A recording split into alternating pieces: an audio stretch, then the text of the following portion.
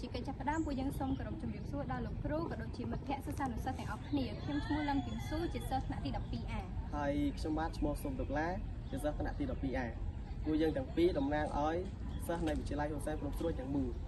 ហើយថ្ងៃនេះពួកយើងចង់មកបង្ហាញពីចំណាប់អារម្មណ៍អំពីកម្មវិធីជំរុញវិទ្យាសាស្ត្រដែលរៀបចំឡើងដោយមហាវិទ្យាល័យបច្ចេកវិទ្យានិងវិទ្យាសាស្ត្រនៃសាកលវិទ្យាល័យអន្តរជាតិពួកយើងចង់ថ្លែងអំណរគុណយ៉ាងជ្រាលជ្រៅទៅដល់ខាងមហាវិទ្យាល័យបច្ចេកវិទ្យានិងវិទ្យាសាស្ត្រដែលបាន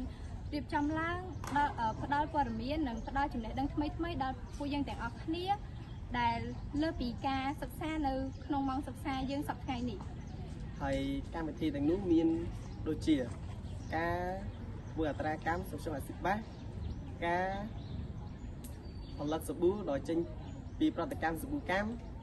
ការសង្កេតមើលស្តូម៉ាតនៅក្នុងស្លឹកឈើដោយឧបករណ៍មីក្រូទស្សន៍ការរៀបចំ solution អំបិលនិងការកំណត់តម្លៃ pH នៅក្នុង solution ដោយកម្មវិធីដែលគាត់បានលើកឡើងខាងលើនេះគឺជួយលើកស្ទួយទៅខាងវិស័យ STEM ដែលយើងបានឃើញថាសាលារៀនបច្ចុប្បន្ននេះគឺមានការអភិវឌ្ឍនិងពង្រឹងទៅដល់ខាងវិស័យ STEM ខ្លាំងមែនទែនហើយខ្ញុំសូមអរគុណទៅដល់លោកគ្រូអ្នកគ្រូនិងបងនិងសិស្សានុសិស្សនៃសាលាវិទ្យាល័យហ៊ុនសែនភ្នំស្រួយទាំងមូលដែលបានចំណាយពេលវេលាដ៏មានតម្លៃនិងបានចូលរួមនៅក្នុងការពិសោធន៍នានាហើយខ្ញុំសូមជូនពរទៅដល់លោកគ្រូអ្នកគ្រូនិងបងសិស្សានុសិស្សទាំងអស់គ្នាជួបតែពុទ្ធពរទាំង4ប្រការគឺអាយុវណ្ណៈសុខៈពលៈកំបីគ្លៀងទៀតឡើយសូមអរគុណ